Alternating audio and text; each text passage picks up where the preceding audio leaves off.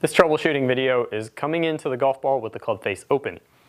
So again, golfers fall into some patterns and they tend to gravitate towards certain either club face alignments or path control or power generation, but they fall into some patterns. And one pattern that can be a challenge to work around is having the club face open. So if we say that's relatively square, because I'm going to have a little bit of shaft lean, they'll fall into a pattern of having the club face working more like this.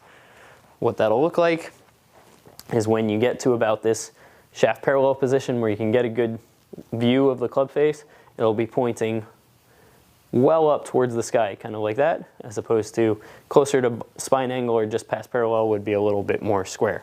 So if it's open like this, if I was then to have that same shaft lean and body rotation, that club face would remain open.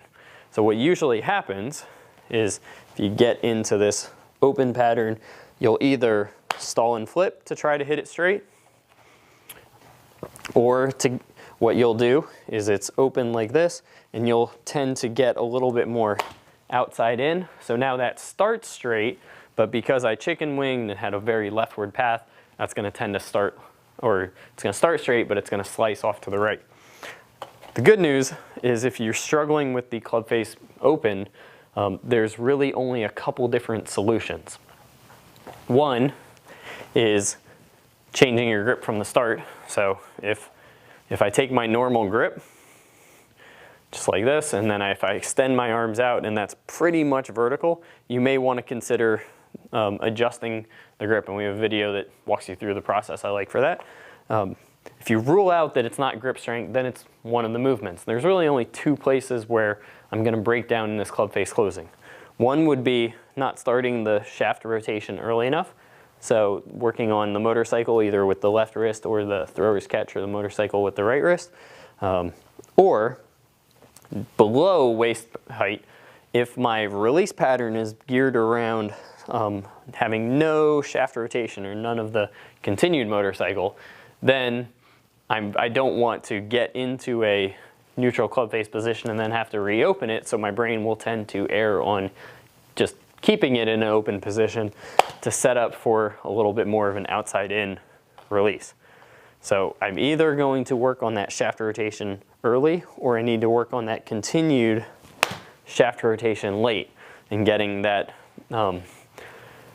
motorcycle movement to continue later, or getting into some of that supination so that I can get good arm extension and good club face closing on the way through. So it's a little simpler than if you're coming into the golf ball with the club face too closed, but that doesn't mean that it's not frustrating. So be patient with yourself, use accurate feedback. If you start working on closing the face, you should start to see golf balls that launch a little bit lower, and you should see no curve off to the right, because you're closing the face to path relationship.